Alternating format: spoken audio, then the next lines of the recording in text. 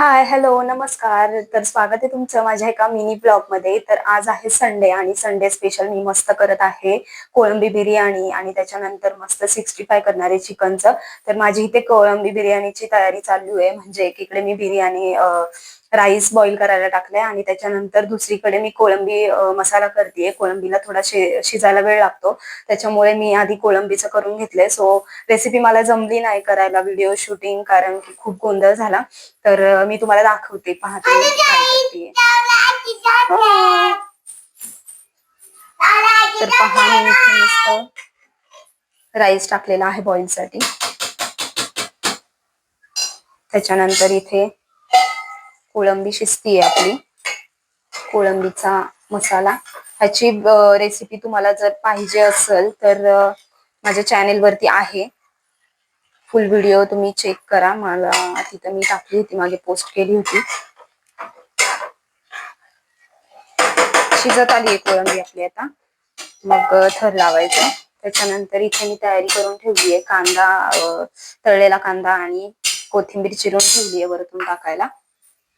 त्याच्यानंतर इथे मी मस्त चिकन लावून ठेवलंय 65चं, म्हणजे नंतर ते आल्यानंतर मी गरमागरम मस्त फ्राय करणार आहे. सो बाकीचं मी तुम्हाला दाखवते नंतर. तर इथे बिर्याणी माझी झालेली आहे, म्हणजे कोळंबी मसाला तयार आहे आणि राईससुद्धा व्यवस्थित शिजलाय. तर आता मी लावत आहे मस्त थर. तर पहा, मी पातेल्यात काढलेली आहे कोळंबी, खाली मसाला ठेवलाय आणि त्याच्यानंतर मी वरती टाकते राईस. त्याच्यानंतर आपल्याला टाकायचं आहे त्याच्यावरती कलर. व्यवस्थित आधी लावून घ्यायचं आहे राईस, व्यवस्थित प्लेन लावून घ्यायचं आहे आणि मग टाकायचं आहे त्याच्यानंतर कलर. मी दुसरा कोणताही कलर वापरत नाही, फक्त येल्लो कलर टाकते, कारण की जास्त कलर असला तरी बिर्याणी खाऊशी वाटत नाही. तर त्याच्यानंतर मी टाकते तूप. नंतर मी इथे कट करून ठेवली ती कोथिंबीर आणि फ्राईड कांदा, तो मी वरतून टाकते आणि झाकण ठेवून आपल्याला मस्त 10 ते 15 मिनिट वाफ द्यायची आहे.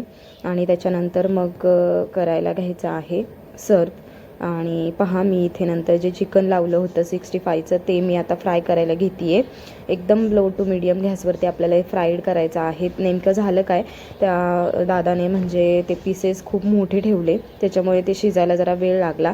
सो हा आहे माझा संडेचा मेनू, कोळंबी बिर्याणी आणि चिकन 65. तर रेसिपी पाहिजे असेल तर तुम्ही माझ्या चॅनलवरती बघू शकता. सो इथे तयार आहे माझा संडेचा मेनू. तुमचा काय आहे कमेंट्स करून सांगा.